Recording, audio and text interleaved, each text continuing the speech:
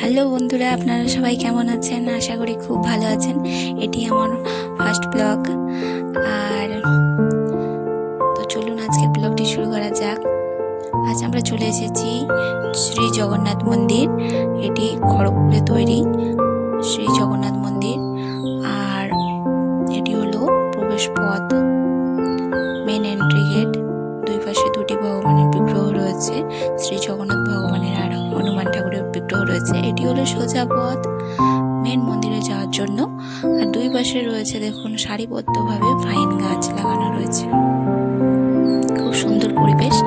আর শীতের মৌসুমে নানা ধরনের ফুলের গাছ লাগানো থাকে, দেখতে আরো সুন্দর লাগে। আর এখানে আমার ছেলে খেলা শুরু করে দিয়েছে, ও এসে খুব আনন্দিত। এই মন্দিরটি পুরীর মন্দিরের মতো তৈরি করা হয়েছে, সেম টু সেম পুরীর মতো বড় মন্দির। এইখানে ওইখানেরই পন্ডারে এসে এই মন্দিরটি নির্মাণ করে গেছেন। আর এই মন্দিরটা নির্মাণ হয়েছিল 2002 সালের 22শে ফেব্রুয়ারি।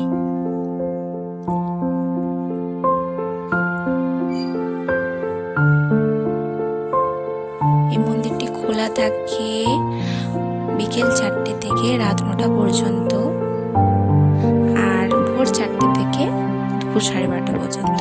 প্রসাদ বিতরণেরও এখানে ব্যবস্থা আছে। যদি প্রসাদ গ্রহণ করতে চান সেটি অগ্রিম বুকিং করতে হয় এখানে। এই দেখুন মেন মন্দির একদম শ্বেত পাথরের তৈরি। এখানে অনেকগুলো সিঁড়ি বাঁধানো রয়েছে, অনেক ভক্তজনেরা এসে এখানে বসেন সন্ধে হলে। আর এই দেখুন বৃষ্টি হচ্ছিল, তার জন্য কার্পেট পাতা রয়েছে।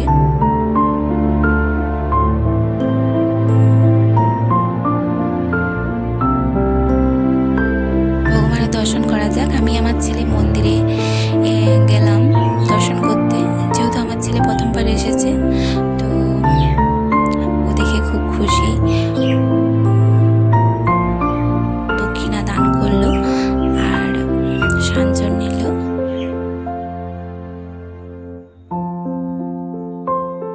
আমি ওকে চিনিয়ে দিচ্ছিলাম কোনটা কোন ভগবান।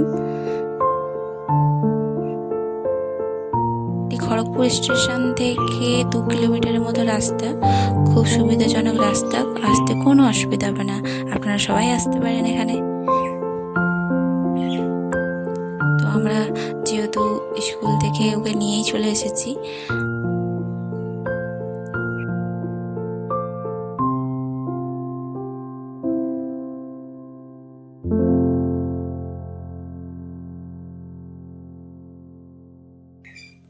খুব সুন্দর কারুকার্য মন্দিরের বাইরের দিকটা। আর মন্দিরের চারপাশে রয়েছে ছোট ছোট ভগবানের বিগ্রহ।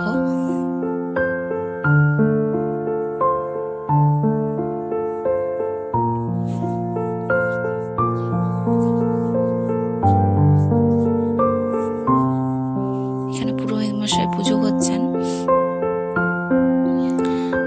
এখানে দেখুন চারিপাশে খোলা মাঠ।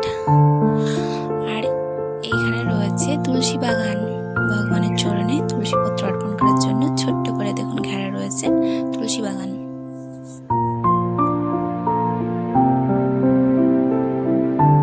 ভিডিওটি যদি ভালো লেগে থাকে অবশ্যই লাইক এন্ড সাবস্ক্রাইব